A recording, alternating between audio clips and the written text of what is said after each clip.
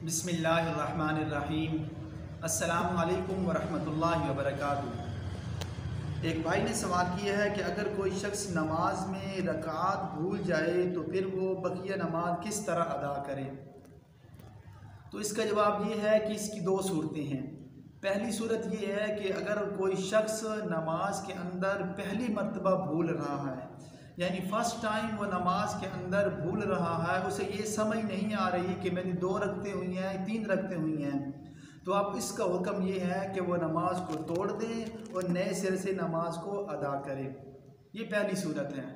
और दूसरी सूरत ये है कि अगर उस शख्स का नमाज के अंदर भूलना बार बार होता है, अक्सर औक़ात वो नमाज के अंदर भूल जाता है, तो अब इसका हुक्म ये है कि वो सोचो विचार करे और कम का ख्याल करके कम पे फिर बिना करे और आखिर में सजदा साहब करे। यानी वो ये ख्याल करे कि नहीं बस मेरी 2 ही रखते हुई हैं, तो आखिर में फिर वो सजदा साहब कर ले। सजदा साहब कर लेगा तो उसकी नमाज सही हो जाएगी।